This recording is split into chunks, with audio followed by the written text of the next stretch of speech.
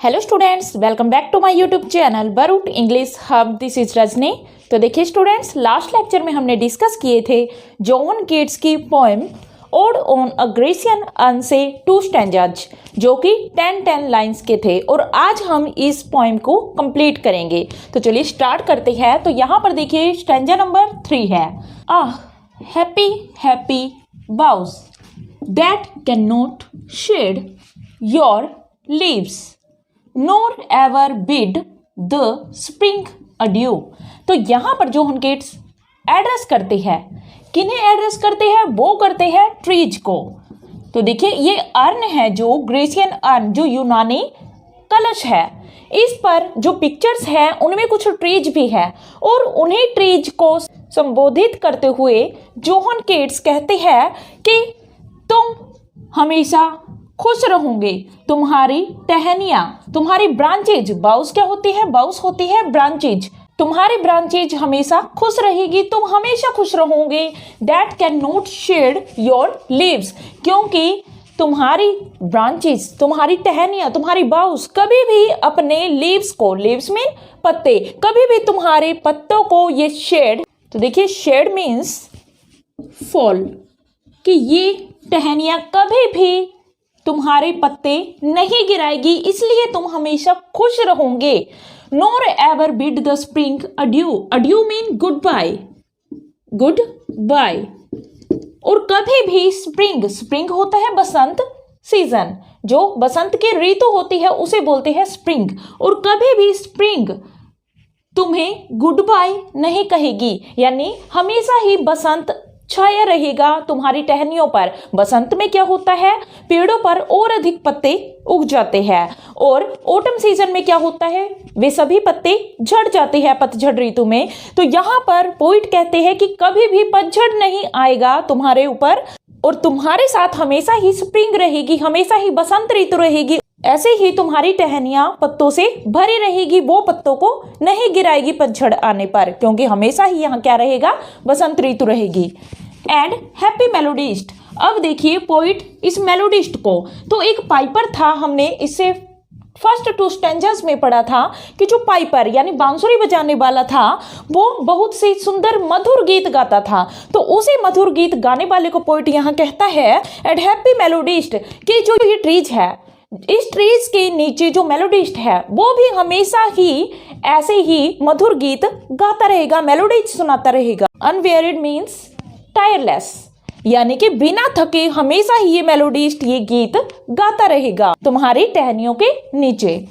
For ever piping songs, और हमेशा ही ये पाइप के साथ सॉन्ग्स गाता रहेगा। फॉर एवर न्यू, और ये सॉन्ग्स जो ये मेलोडिस्ट गाएगा, यानी ये पाइपिंग सॉन्ग्स होंगे, जो बांसुरी पर जो ये गीत गाए जा रहे होंगे, वो हमेशा ही कैसे रहेंगे? फॉर एवर न्यू, वे हमेशा ही नए रहेंगे। अब नए कैसे रहेंगे? क्योंकि जो ये पिक्चर्स है जिन पर ये गीत गाते हुए दिखाए गए हैं, वो हमेशा ही इसी जगह पर फिक्स रहेगी। यहाँ भी पोइट परमानेंस ऑफ आर्ट को ही एक्सप्लेन करता है, यानी कि आर्ट है, जो कला है, वो हमेशा ही ऐसे जीती जागती रहेगी, और ये जो कलश के ऊपर ड्रॉ किए गए मेलोडिस्ट है, इनके गीत हमेशा ही नए रहेंगे, वो कभी भी पुराने नहीं होंगे।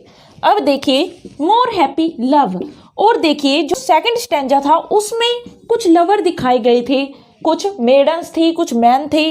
अब देखिए मैन उन मेडन्स का, उन कुंवारी युवतियों का पीछा कर रहे थे, चेज कर रहे थे उन्हें, तो उनसे वो बहुत प्यार करते थे। तो पोइट उसी प्यार की बात करते हैं, उसी लव की बात करते हैं कि जो तुम्हारा प्यार है हमेशा ही कैसा रहेगा? हैप्पी रहेगा, क्योंकि तुम हमेशा अपने प्यार के साथ रहोगे।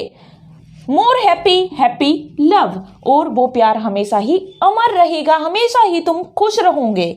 फॉर एवर वार्म, और हमेशा ही वही गर्मजोशी आपको अपने प्यार में नजर आएगी।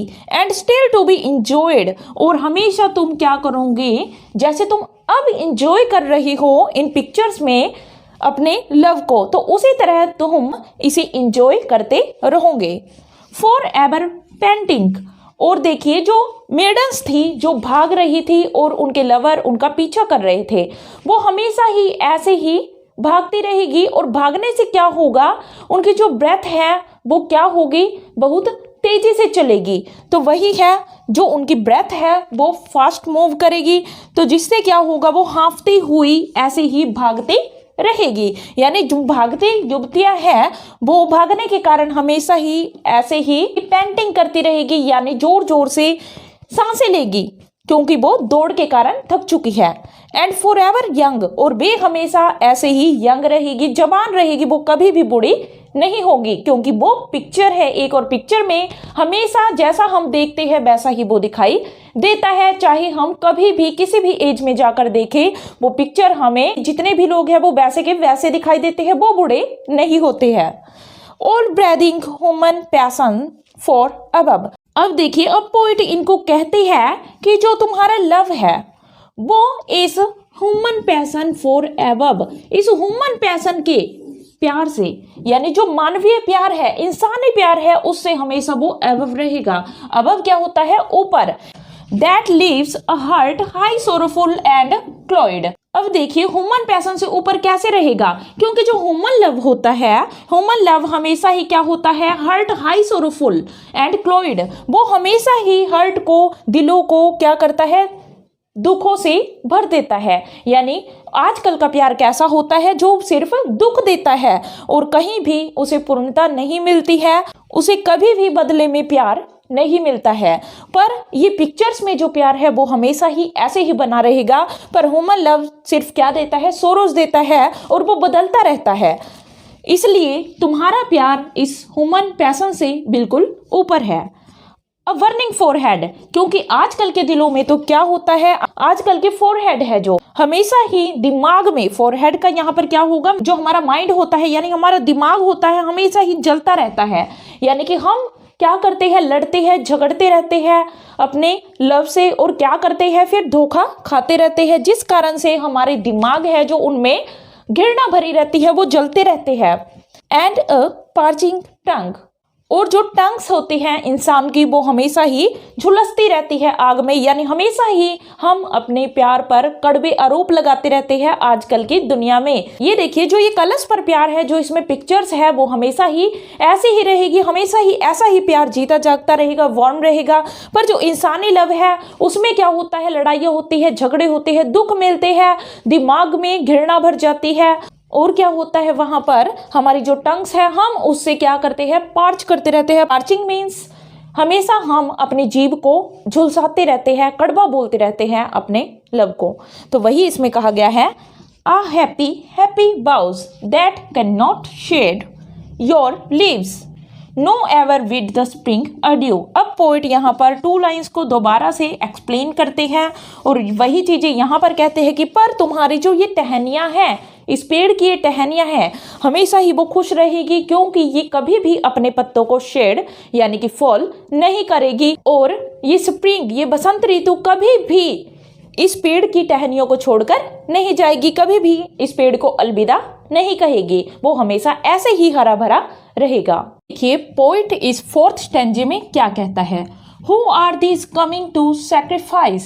अब देखिए, पोइट यहाँ पर एक क्वेश्चन करता है, एक इंक्वायरी करता है। पोइट यहाँ पर कहता है, Who are these coming to sacrifice? कि ये लोग कौन हैं जो सैक्रिफाइस के लिए जा रहे हैं। कमिंग टू सैक्रिफाइस मीन क्या होगा, कि जो लोग किसी को सैक्रिफाइस करने, किसी के बलि देने के लिए जा रहे हैं, आखिर वो कौन है। तो पोइट यहाँ पर अपनी इंक्वायरी दिखाता है। To what green altar o mysterious priest. अब पोइट कहता है कि जहां पर बलि देने जा रहे हैं लोग, ये कैसा आल्टर है। आल्टर होता है ऐसा स्थान जहां पर किसी को सैक्रिफाइस किया जाता है, यानी किसी की बलि दी जाती है, वो जगह उसको बोलते हैं हम आल्टर। अब ये ग्रीन क्यों है, क्योंकि इस पर क्या है, कुछ लीव्स है, पत्ते हैं, ग्रास है, जिसके कारण इसको पोइट ने ग्रीन कहा है कि पत्ते और ग्रास से भरा हुआ ये बलि का स्थान है, ये सैक्रिफाइस करने का स्थान है, और लोग इसकी तरफ क्यों जा रहे हैं। और ये सब कहाँ दिखाया गया है, ये दिखाया गया है ग्रेसियन अर्न के ऊपर एक पिक्चर में। ओ मिस्टीरियस प्रीस्ट, और ये रहस्यमयी, तो रहस्यमयी होता क्या है, जिसका जो एक खुद में ही एक रहस्य हो, यानी जिसका हमें पता ना हो। तो अब पोइट कहता है कि ये मिस्टीरियस प्रीस्ट कौन है, यानी ये अजनबी सा रहस्यमयी प्रीस्ट कौन है। प्रीस्ट होता है चर्च का पादरी, जैसे कि मंदिरों में एक पंडित होता है, तो ठीक उसी तरह ही चर्च में एक प्रीस्ट होता है, एक पादरी होता है पंडितों की तरह ही, तो उसको प्रीस्ट बोला जाता है। अब देखिए पोइट इसके बारे में भी इंक्वायरी करता है कि ये अजनबी सा रहस्यमयी सा प्रीस्ट कौन है, पादरी कौन है। Leadest thou that heifer lowing at the skies, जो लीड कर रहा है, जो आगे चल रहा है, दाउ दैट हीफर, किसके आगे चल रहा है, एक हीफर के। दैट हीफर, हीफर मीन्स यहाँ पर क्या है, काउ, तो काउ मीन्स गाय। यहाँ पर ये प्रीस्ट है, ये आगे आगे चल रहा है एक भीड़ के, लोग बलि देने के लिए जा रही है, किसकी, एक हीफर की। हीफर एक ऐसी काउ होती है जिसने कभी भी एक बछड़े को या फिर बछड़ी को ना जन्मा हो, यानी जो बंजर हो चुकी हो, तो उसको हम हीफर बोलते हैं। तो ऐसी काउ जिसने कभी भी किसी बच्चे को जन्म ना दिया हो, इस काऊ को एक बलि देने के लिए ले जाया जा रहा है, और आगे आगे उनके एक पादरी चल रहा है, पंडित, एक प्रीस्ट चल रहा है। और ये काऊ क्या कर रही है, लोइंग, लोइंग मीन्स होता है मोइंग करना, ऊंघाने की आवाज करना, यानी कि जोर से चिल्लाना। तो ये काऊ है जो चिल्लाती हुई जा रही है, और किसकी तरफ देख रही है, स्काई की तरफ, तो आसमान की तरफ देखती हुई ये ऊँघती है, ये चिल्लाती है ये काऊ, और इसको बलि देने के लिए ले जाया जा रहा है। कहाँ पर, एक घासों से जो भरा हुआ है, लीव्स से भरा हुआ है, ग्रीन, बलि देने के स्थान पर, अल्टर पर। And all her silken flanks, अब फ्लैंक्स होता है ऑल साइडेड, तो इस काऊ के, क्योंकि ये बलि देने के लिए ले जाई जा रही है, तो इसको सजाकर, साजो सामान के साथ सजाकर इसको कहाँ ले जाया जा रहा है, बलि देने के लिए ले जाया जा रहा है। इसकी सभी साइड्स पर क्या है, सिल्क के कपड़े हैं, यानी सिल्क की झालरें लगी हुई है इसके चारों तरफ। विद गार्लैंड्स ड्रेस्ड, ड्रेस्ड का मीनिंग यहाँ पर क्या होगा, ड्रेस्ड, और इसको कैसे ड्रेस्ड किया गया है, कैसे इसको कपड़े पहनाए गए हैं, वो है गार्लैंड्स के। इसको फूल मालाएं पहनाई गई है, गार्लैंड्स होती है फ्लावर्स की जो मालाएं होती है, तो गार्लैंड्स इसको पहनाई गई है इस काऊ को, इस गाय को, क्योंकि इसको बलि के लिए ले जाया जा रहा है, और इस वक्त ये पवित्र गाय है, तो इसलिए इसको सजाकर ले जाया जा रहा है।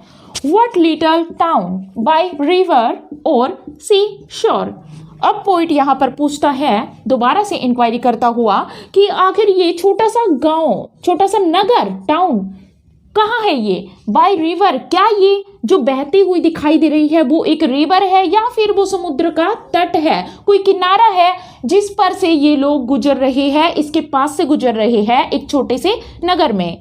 और mountain wilt with peaceful Citadel, और जो ये पर्वत दिखाई दे रहा है, बिल्ट विद पीसफुल सिटाडेल, और इस पर क्या है, एक पीसफुल, शांति से भरा हुआ सिटाडेल है। सिटाडेल होता है फोर्टेस, एक स्मॉल फोर्टेस होता है, जो एक छोटा सा किला होता है, उसको हम बोलते हैं सिटाडेल, छोटे किले को।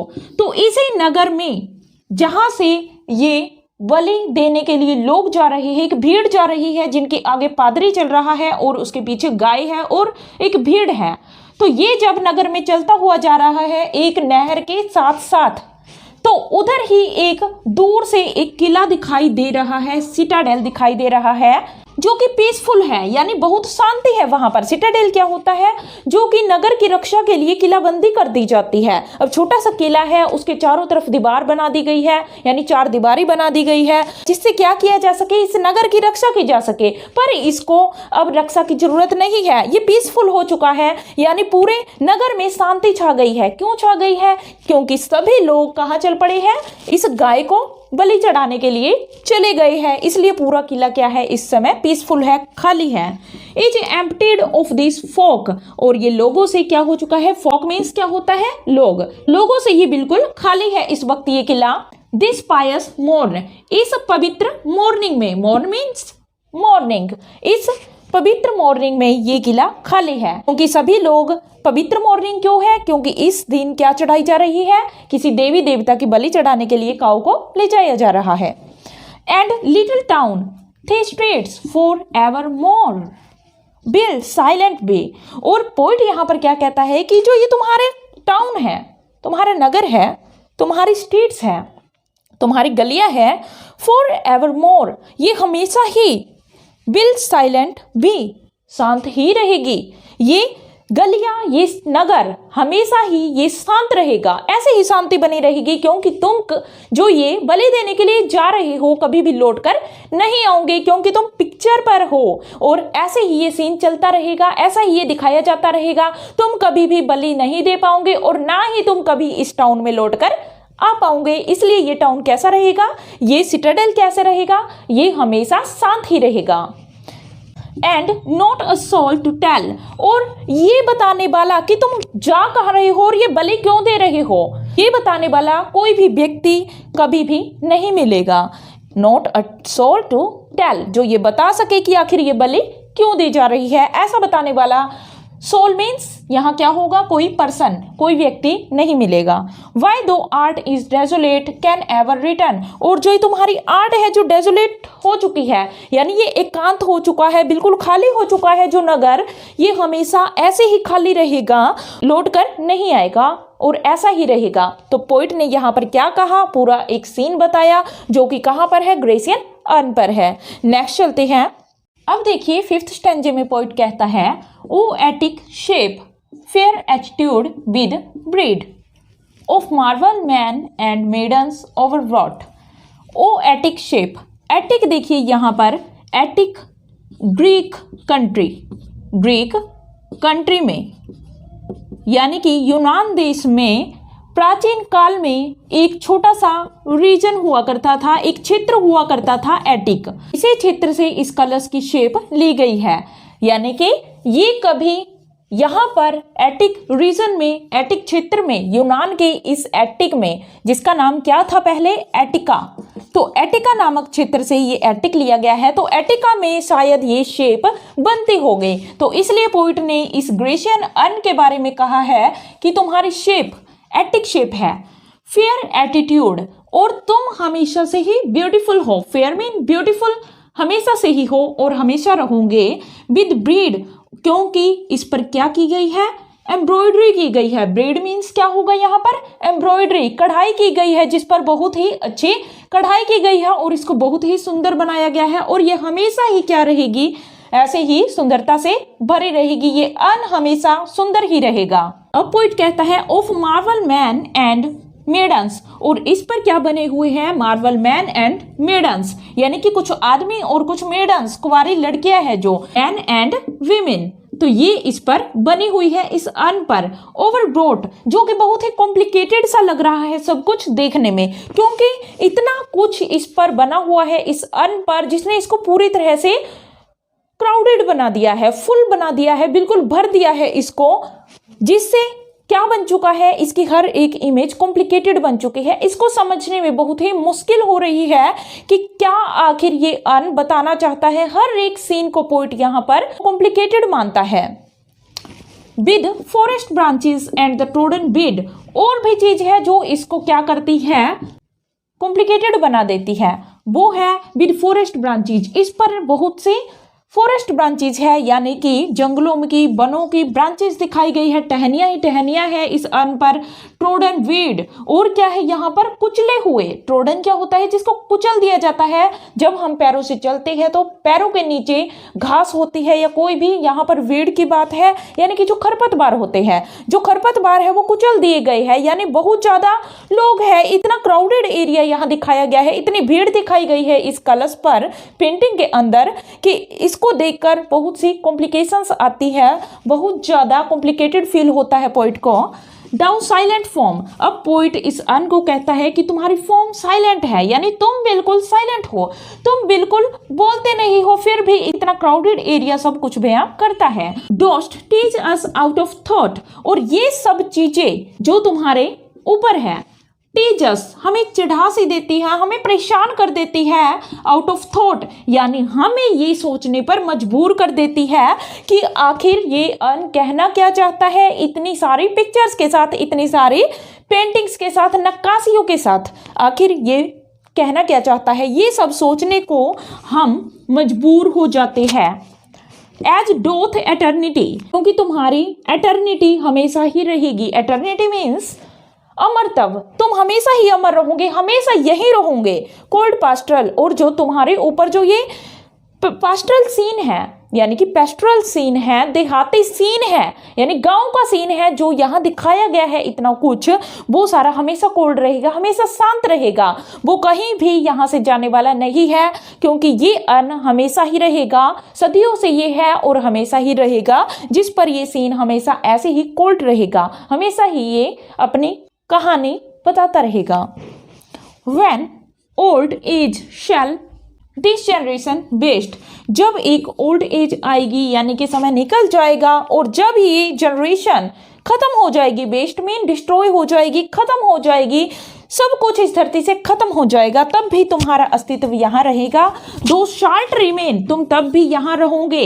इन मिडस्ट ऑफ अदर वो, जो आने वाली, मिडस्ट मीन बीच में, किसके बीच में रहोगे? ऑफ अदर, अदर मीन जो ये जनरेशन खत्म होने के बाद अगली जनरेशन आएगी वो होगा अदर, यानी जो दूसरी जनरेशन आएगी, अगली पीढ़ी आएगी, नेक्स्ट जनरेशन आएगी, उनकी जो वो होगी, वो मीन जो उनके दुख होंगे, उनकी चिंताएं होगी, उसको भी तुम मेरी चिंताओं की तरह ही खत्म कर दोगे। यानी पोइट क्या कहता है कि जैसे मैं इस सीन को देखकर, इस नक्काशियों को देखकर चिंताओं से मुक्त हो चुका हूं, वैसे ही अगली पीढ़ियां भी जब तुम्हारी इस नक्काशी को देखेगी तो वो भी चिंताओं से मुक्त हो जाएगी।